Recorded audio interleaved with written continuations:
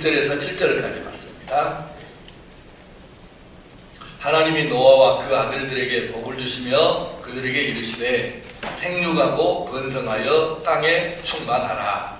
땅의 모든 짐승과 공중의 모든 새와 땅에 있는 모든 것과 바다의 모든 물고기가 너희를 오늘의 말씀은 이제 홍수가 끝나고 나서 이제 정상적인 삶을 다시 살아야 되는데, 사실 노아가 볼 때에 새 출발을 하려고 하는데 굉장히 아마 허전했을 것입니다. 왜냐하면 수많은 사람들과 함께 살다가 다 사라져버리고 자기 식구 8명만 남았는데, 얼마나 세상이 그냥 그런 걸 뭐라고 표현합니까? 뭐 있는 것도 아니고 없는 것도 아니고, 이거 참 그렇겠죠. 얼마나 허전했겠어요. 그동안에 그렇게 많이 보였던 사람들이 이제는 아무도 안 보이잖아요. 자기 식구 외에는.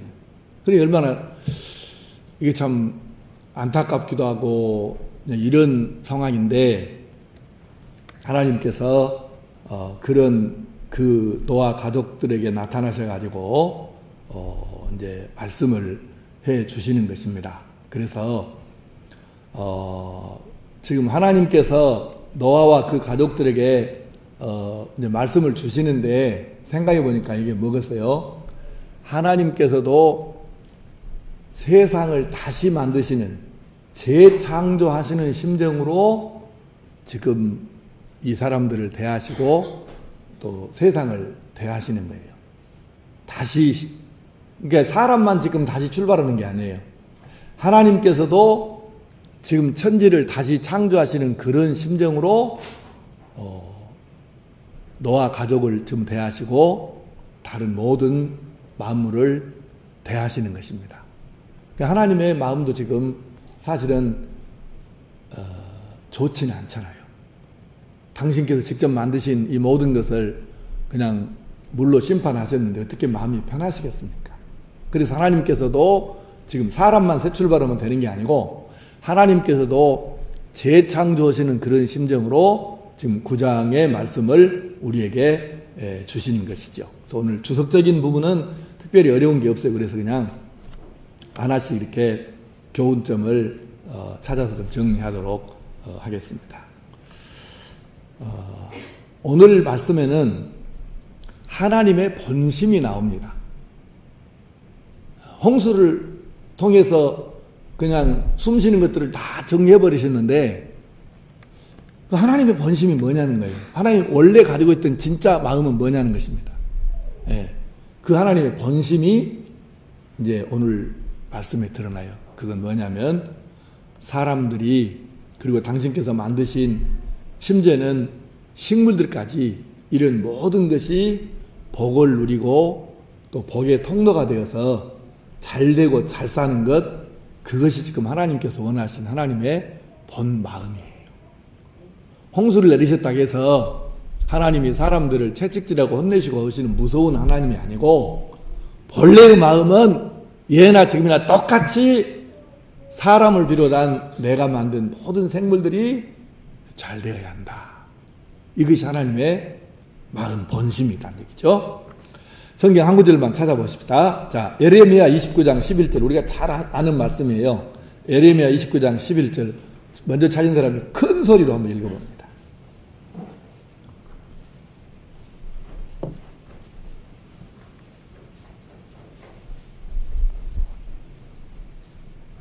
여호와의 말씀이니라. 너희를 향한 나의 생각을 내가 하는 하나님이요 양이 아니니라. 너희에게 기회와 희망을 주는 것입니다.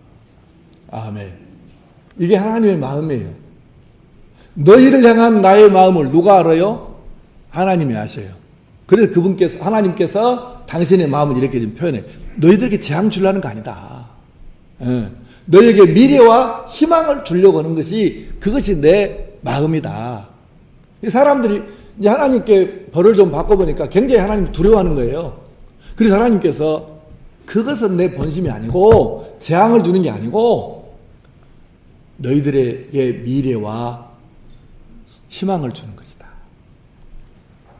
미래가 없는 것은 그게 뭐라고 그래요? 미래가 없다. 저 사람은 미래가 없다. 그건 좋은 말이에요? 나쁜 말이에요? 예, 그렇죠. 하나님께서는 나는 너에게 미래를 주고 희망을 주고 싶다. 그것이 내 마음이라는 거예요. 이게 하나님 본심이에요. 그러니까 혹시 우리가 살다 보면 실은 이렇게 설교하는 나도 과거에 하나님께 혼을 좀 나가지고 무지하게 무섭기도 합니다. 사실 무섭기도 해요. 전혀 내가 안 무서운 것이 하나님이 안 무서운 것이 아니에요. 무섭기도 해요. 그런데 그는 내가 잘못했을 때 하나님께서 근데 사람을 우리가 여러분이 아이들을 길러요. 대부분이. 그러면 사람은 들어보시오. 나는 애기들 하나가 됐든 몇이 됐든 키우면서요. 단 한 번도 내가 아이들에게 혼을 내거나 매를 때리거나 그래본 적이 없습니다. 나는. 그런 사람은 들어봐봐.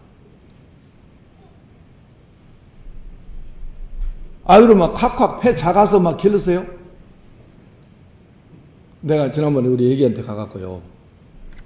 딸내미한테 갔는데 이제 얘가 외손녀가 이은이가 막 버티고 말 안 듣고 막 띵깡을 놔는 거예요. 그래서 내가 그럼 몇매다 몇매?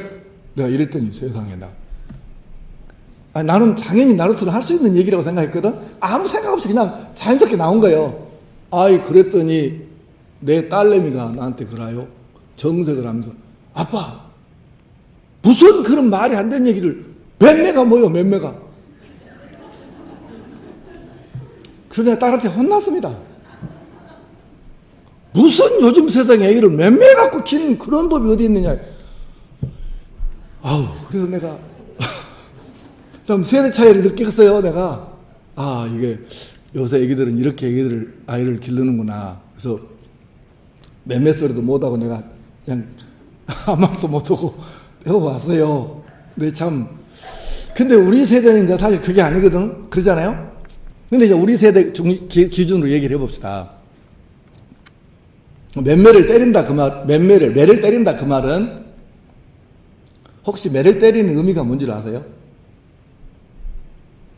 자기 아이에게 매를, 다른 사람 말고 우선 자기 아이에게 매를 때린다 그 말은 뭔 말이겠어요?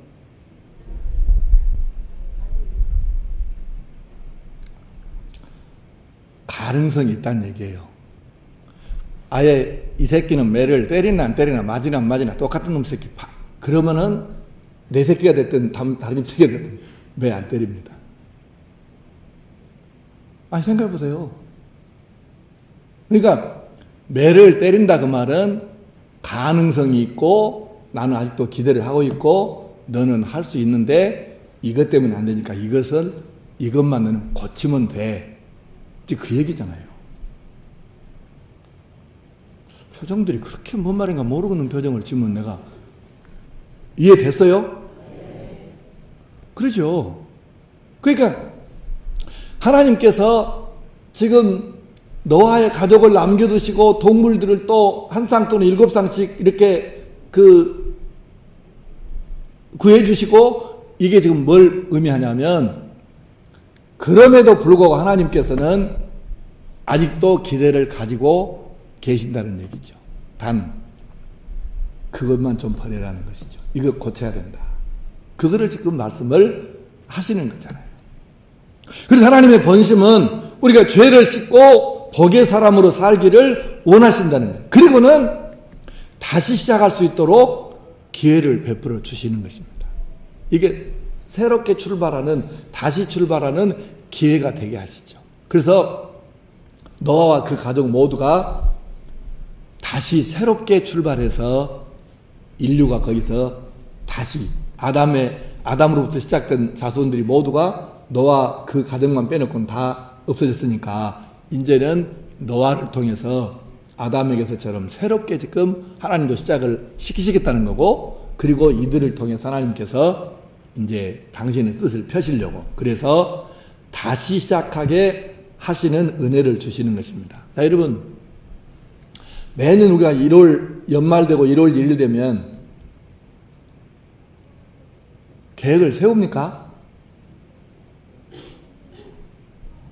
계획을 세웁니까?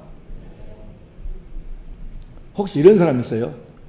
내가 살아본 게 세우나 안 세우나 그거 똑같더라고. 어차피 해봐야 몇 조금 못 갈 거 그냥 되는 대로 살면 돼야. 그래서 계획을 안 세운 사람 혹시 있습니까?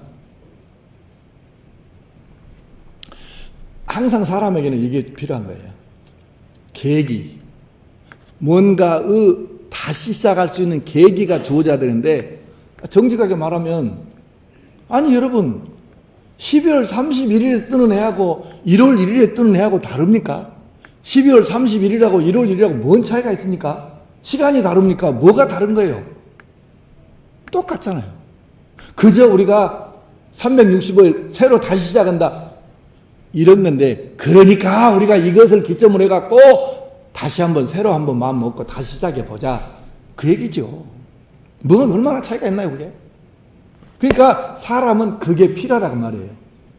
한 달에 한 번이 됐든 1년에 한 번 됐든 일주일에 한 번이 됐든, 그래서 여기까지 정리하고 내가 다시 한번 새롭게 출발해보자, 이제 이 의미는 거죠. 그러니까 우리가 여러분이 세상을 사는 동안에 이 뭔가 새롭게 다시 시작하고 출발하는 계기를 마련한다는 것은 아주 좋은 것이잖아요.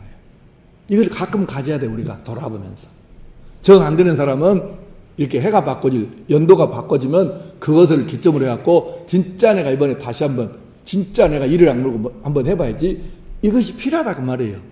어쨌든 하나님께서도 이 인류에게 이렇게 다시 시작할 수 있는, 출발할 수 있는 기회를 주셨으니까 얼마나 이게 감사한 거예요. 우리가 만약에 하나님께로부터 하나님께 죄를 지어갖고 하나님께 혼을 내야 되는데, 이제 끝이다, 더 이상 없어. 만약에 하나님 우리 그렇게 하신다고 우리 어떻게 되겠습니까?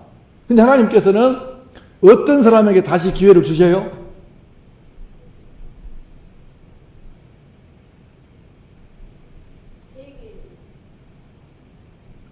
나는 저렇게 대답을 잘하는 권사님을 처음 본 거예요. 다 따라서 해봅시다. 회개하는 사람에게는 다시 기회가 주어집니다. 네. 이게 은혜라는 거예요. 하나님이 주시자는 새로운 기회를. 그래서 우리가 죄를 지을 때마다, 혹시 지었을 때에 우리가 그걸로 끝나는 게 아니고 끝나는 사람도 있죠. 회개가 안 되면. 그래서 회개가 이렇게 중요한 거잖아요.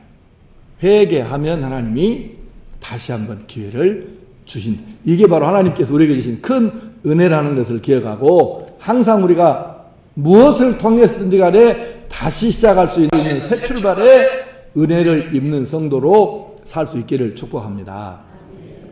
하나님께서는 생명체를 아주 사랑하시는 분이십니다. 물론 당신께서 지으셨으니까 그러시기도 하겠죠. 사람이 하찮은 것도 자기가 만든 것은 이게 상당히 좀 애착을 가지고 살더만요.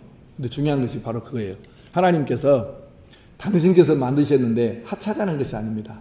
우리가 생각 없이 밟고 지나가는 풀 한 포기도 그냥 다시 내가 밟았던 불을 다시 돌아서 자세하게 들다 보면 신기한 게 한두 가지가 아니에요. 하나님께서 만드신 것은 하찮은 것이 없습니다.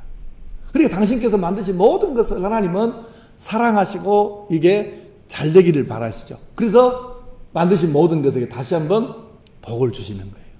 그리고 또 동물들에게도 생육하고 번성하여 충만하라고 또다시 복을 창세기 1장에서처럼 다시 주시는 것이죠. 얼마나 하나님께서 생명을 사랑하시느냐는 것을 우리가 다시 한번 기억을 해야 할 말씀입니다. 그리고는 우리에게도 생명을 존중하라고 가르쳐 주십니다. 물론 피채 먹지 말라고 하는 것은 해석상 여러 가지 의미가 있는데 오늘 한 가지만 정리를 합시다. 자, 이 말씀의 핵심은 뭐냐면 이겁니다. 피채 먹지 말라는 얘기는 사람도 그렇지만 동물도 생명이 있고 중요하다는 것입니다. 그래서 이 모든 것에 대해서 사람이 바른 생각을 가지고 생명체를 대하라. 다시 말하면 생명을 존중하는 마음을 가져라고 우리에게 말씀을 하시는 것입니다. 이게 동물도 제가 방 안에서 짐승 끼는 것은 아주 비성경적이라고 강하게 여러분에게 수도 없이 많이 가르쳤는데, 일단은 방 안에서 기르든 밖에서 기르든 동물도 학대를 하거나 이러면 안 되는 거예요. 그래서 여러분이 생각할 때 저 양반은 개를 부자리 싫은가 봐요? 혹시 그렇게 생각할 사람이 있을런지 모르는데 절대로 그것은 아닙니다. 싫을 이유는 없잖아요. 단 사람은 사람하고 살고 개새끼는 개새끼하고 살아야 된다, 그 말입니다. 그지? 어떻게 사람하고 개새끼하고 함께 살면 그것이 뭡니까 그게? 그건 안 됩니다. 그러니까 일단 다시 정리하지만은 사람은 사람하고 사는 것이고, 이런 경우는 있죠. 맹인 안내견이랄지 사람에게 절대적으로 이렇게 필요한 그런 동물 경우는 조금 예외라고 할 수는 있어요. 근데 어쨌건 사람이 사람하고 함께 살아야 되고 개는 동물로 취급을 해야 되는 이유가 있어요. 사람이 동물에게 마음을 주고 정을 뺏기다 보면 갈수록 사람하고는 진짜 정을 나누고 마음을 열기가 갈수록 어려워져요. 사실 이제 서양이나 이제 우리도 거의 서양화 돼가고 있는데, 서양 사람들이 동물에게 재산을 상속해 주기도 하고, 뭐 우리가 생각하는 것 이상으로 동물들이 있어. 어떤 사람들은 그 개새끼를 보면서 뭐라 하냐면 이런 사람이 있어요. 오면 내 새끼, 오게 내 아들. 확 세려버렸으면서. 그것이 지 새끼요, 지가 아들이고 지 딸이요, 그 개새끼가. 그 말도 아닌 놈이. 혹시 우리 교회는 또 있는가 먹었네, 또 나. 걱정되네, 이거. 아유, 그것이 아들이요, 지가 아들이요? 꼴값들이에요, 아이고. 잘 생각하세요. 뭔 목사들 이렇게 말이 거칠까? 그렇게 생각하지 말고, 아니, 생각해봐봐. 개새끼를 지가 아들이라고 하고, 우리 새끼라고, 내 새끼라고 이러면 그게 어떻게 사는 거예요, 그게. 더 심하게 말이 나오려고 하는데, 여기서 멈출게요. 하여간, 그래서, 어쩔 수 없는 경우도 있긴 인정을 하기는 해요. 그리고 사람이 또 동물에게 의지하는 것도 어느 정도로 이해할 수 있어. 단, 그럴수록 사람과의 관계가 비정상이 될 수 있다는 가능성은 언제든지 있다는 것을 여러분이 오해하면 안 돼요. 이건 잊으면 안 돼요. 그래서 성경이 사람은 사람끼리 살고 짐승은 짐승끼리 살으라고 하는 것은 그 많은 이유가 있는 거예요. 동물 학대 절대 그러면 안 됩니다.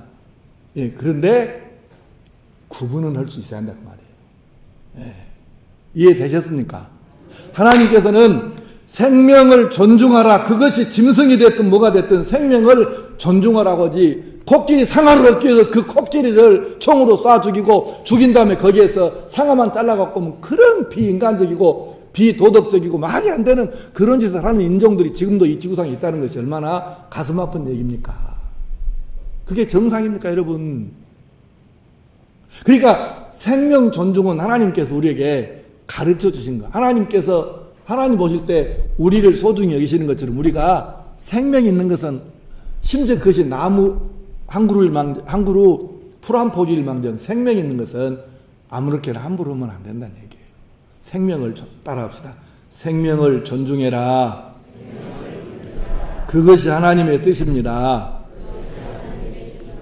그리고는 인간의 소중함에 대해서 그 이유를 한 가지를 밝혀주세요. 사람이 얼마나 소중합니까? 그런데 왜 소중하냐? 그 여러 이유 중에 하나를 이렇게 하나님께서 우리에게 설명을 하십니다. 6절을 보겠습니다. 6절에 함께 읽어볼까요? 시작.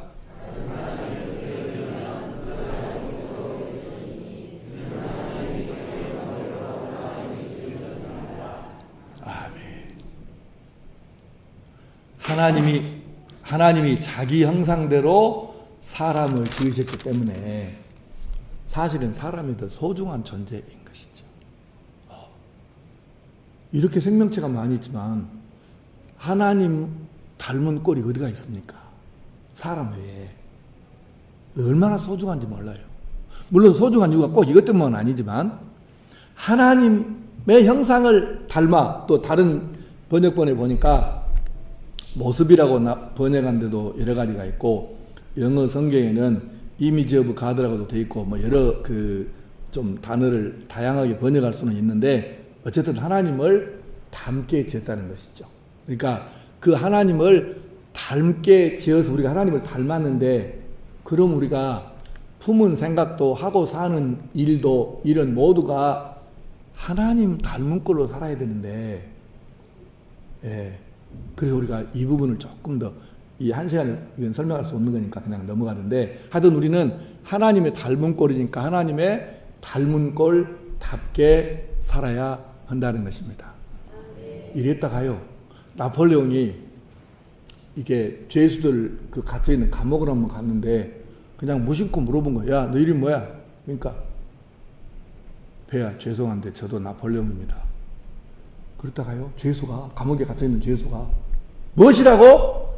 그러니까, 죄송합니다. 제 이름도 나폴레옹입니다. 큰 소리도 못하고, 죄송합니다. 제 이름도 나폴레옹입니다. 그랬다가요, 그러니까, 나폴레옹 열이 솟아갖고, 막, 소락대를 질렀대요. 야! 이름을 바꾸든지, 나같이 살든지, 이름을 바꾸든지 나같이 살든지 그렇게 하라고 학을 꽥 쓰고 풀어줘! 그러고 나가버렸다 가요. 풀어주라고. 그러니까 여러분, 우리가 하나님의 닮은 꼴인데 껍딱만 닮지 말고 속에 이리 품은 생각이 뜻이 하나님의 뜻과 같게끔 우리가 그렇게 살도록, 하나님의 닮은 꼴로 살도록 해야 진짜 하나님의 닮은 꼴이겠죠. 예. 자, 그 다음에 우리가 이 세상을 사는데 어떻게 해야 할까? 하나님의 기준대로 우리가 살아야 돼요. 아주 이제 이게 좀 너무 이렇게 폭넓은 얘기일 수는 있는데, 조금 더 한 가지만 붙여서 말씀하자면, 오용남용을 말자는 것이죠. 예, 하나님 주신, 예를 들어서 이 말씀을 하면 더 시험 들 사람이 생길 수도 있을 것 같긴 한데, 하나님께서 그 동물들도 식물들처럼 이제 채소처럼 그냥 동물도 먹어라 이렇게 허락을 해 주셨어요. 홍수에. 1장에서는 그렇게 말씀 안 하셨거든요. 그런데 그때부터 먹는데 이제 그 후로 사람들이 문제가 생기는 거예요. 그 옛날에 어떤 붕사 그랬다더만, 사람이 사람 젖을 묻고 가야 되는데 소새끼 젖을 묻고 끊게 이것들이 맨날 소닮아갖고 지 엄마도 받아불고 아빠도 받아불고 그런다고, 그 사람은 사람 젖을 먹어야 된다고 누가 어떤 부흥사가 그랬다 합니다. 근데 먹는 게 중요하기는 해요. 그러니까 오남용이라는 말은 사실 이제 이때부터 지금 생기는 이야기인데, 홍수 이전에 질문 하나, 이거는 성경에 없는 말이기는 해요. 그런데 그냥 넌센스 퀴즈식으로 질문 하나 해봅시다. 홍수 이전에 비만이 있었을까요? 없었을까요? 그냥 상식선에서 대답을 해봐. 있었을까? 없었을까? 없었습니다. 홍수 이전에는 비만이 없어요. 홍수 후로 생긴 것이에요. 이것도 음식에 대한 오남용의 문제인 것입니다. 너무 많이 먹어서 생기는 거죠. 이 몸이 과하다는 얘기는 무슨 얘기냐면, 필요한 에너지보다 내가 지금 섭취하는 에너지가 많아서 이거를 다 에너지를 소모를 못하니까 몸에 남는 것이 이게 체지방이 되는 거잖아요. 지극히 상식적인 얘기지만 이게 뭐예요? 남원이죠. 우리가 말하자면은 하나님 주신 동물과 식물과 자연 이 모든 것을 오용하지 말고 남용하지 말고 하나님의 기준대로만 이것을 하고 사랑하는 마음으로 하고 이렇게 하면 사실은 그럴 일은 없는 거거든요. 근데 우리가 그를 못한다는 얘기죠. 그래서 하나님께서 주신 기준대로 우리가 못 관리하고 못 사니까 이런 모든 지금 불합리하고 온전치 못한 결과들이 세상에 나타나고 있는 것이죠. 이제 뭐 제가 강단에서까지 설명할 필요는 없으리라고 보는데, 가끔 가다 내가 주보고 칼럼에다가 기사를 이렇게 올려놓는데요. 환경오염 문제가 지금 심각하고, 그래서 지난번에 잠깐 언급했듯이 남극의 빙붕이 지금 붕괴되는 현상이고, 지금 북극의, 남극과 북극의 얼음들이 녹아가지고 이게 재앙급의 이 상황들이 지금 계속해서 발생을 하는데, 당장에 여러분들이 자기 눈앞에 안 보이고 이 해가 지금 안 오니까 심각성을 못 느끼고 그냥 대충 하고 사는 거예요. 근데 실은 이게 인류에게 큰 과학으로 절대 못 막습니다. 이것을. 이 재앙을 어떻게 해결을 하겠어요? 이게 지금 하나님의 기준으로 살지 못하고 관리하지 못하고 오남용 문제 때문에 이 현상이 생기는 거잖아요. 그러니까 아이고 미국 놈들도 그 트럼프 봐봐, 기후협약에서 탈퇴해갖고 지금은 그냥 우리는 안 하겠다, 우리 알아서 하겠다 이렇게 하지 않니. 근데 우리는 인구도 얼마 안 되는데 우리 사 조금 한다고 어쩌려고? 이렇게 생각하고 우리가 환경 문제를 그냥 대충 넘어가면 이런 나라를 지구상에 갈수록 늘어나면 어떻게 되겠어요? 예, 우리 때까지는 괜찮아요. 근데 우리가 죽고 나서 20년 있으면 우리 아이들은 이제 심각한 상황을 만날 수밖에 없는 거죠. 여러분의 손주들이 여러분은 어떻게 살기를 원하십니까? 하나님의 기준으로 우리가 관리하고 오남용을 막고 이걸 하나님의 기준으로 지금부터라도 제대로 안 서면 이 지구는 하나님께서 예수님 안 보내셔도 재림은 하시겠지만 재림 안 하셔도 스스로 이 지구가 무너질 수밖에 없는 상황이 온다는 얘기요. 뭔 말인지 뜻은 대강 이해하셨죠? 아니? 하나님의 기준으로 우리가 이 세상을 살고 관리하고 그렇게 오남용을 방지하고 해야 합니다. 자, 오늘의 최종 결론은 모든 답이 결국은 하나님께 있는데 하나님께서 열쇠를 왼쪽으로 들으실 것인가 오른쪽으로 들으실 것인가 하는 것은 우리가 지금 어떻게 하느냐에도 달려있는 것이에요. 그래서 우리가 소망을 하나님께 두고 하나님의 말씀을 따라서